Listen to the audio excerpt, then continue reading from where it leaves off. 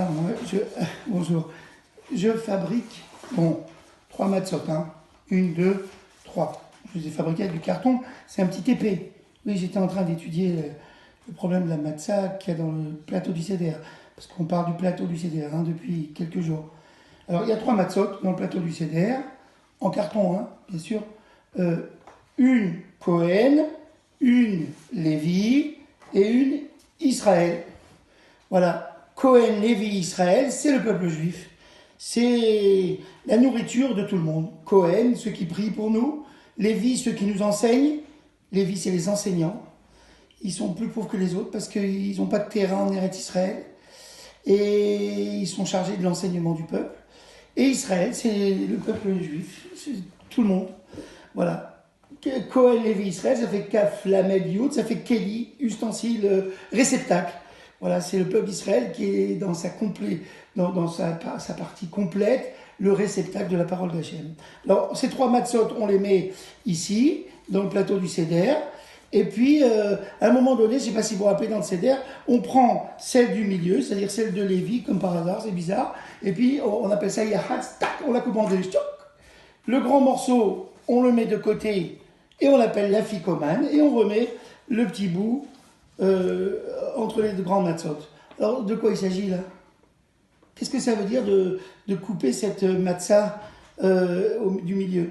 Alors, la Gemara, elle dit, parce qu'on va dire, Al-Achma'ania, regardez le pain de misère que nos pères ont mangé en sortant d'Égypte. Alors, pour bien symboliser le pain de misère, alors, c'est ce que j'ai étudié, on met un pain qui n'est pas fini, un pain qui est à moitié. C'est ça la misère, c'est de ne pas avoir un pain complet. Voilà, les pauvres, la Gemara dit, les pauvres ils se contentent de petites tranches de pain non complet. Ça s'appelle les chem'oni, le pain des pauvres. Il y a un autre avis dans la Gemara qui dit non, les chem'oni ça veut dire un pain sur lequel on parle. La hanot ça veut dire à voix haute, parler. C'est un pain sur lequel on parle beaucoup de paroles. Alors moi je vais vous dire ce que ça veut dire d'après moi. Hein. Vous êtes mes élèves, je vous le dis. Voilà. Je pense que c'est pareil, le pain des pauvres et le pain des enseignants et le pain de ceux qui ont beaucoup à dire, eh bien, c'est la même chose. Je vais vous expliquer pourquoi. Parce qu'il y a quelque chose qui me déplaît souvent à l'école, je vous le dis avec toute mon amitié et mon respect, c'est que vous voulez être séduit par l'enseignement. Vous voulez un enseignement complet, mais non, ça n'existe pas, ça n'existe pas. L'enseignement n'est jamais complet. L'enseignement, il faut toujours le chercher. Le maître dit une petite partie, et même s'il fait beaucoup d'efforts, regardez, il dit une petite partie. C'est à vous de courir dans toute la maison chercher la ficomane, l'autre partie. Hein? Arrêtez d'attendre qu'on vous fasse des super cours, des cours qui vous séduisent, qui vous disent tout, et que vous vous fatiguez pas. Cassez-vous la tête, regardez. Cassez-vous la tête, cherchez Qu'est-ce que je faisais ce matin? J'ai lu une phrase du Maharal de Prague que j'ai rien compris. Eh ça fait des heures que je la cherche, j'essaye de comprendre. C'est ça le pain sur lequel on a beaucoup de choses à dire. C'est que comme tout n'est pas dit par les enseignants, Lévi, la matzah de Lévi, les enseignants ils peuvent pas tout dire.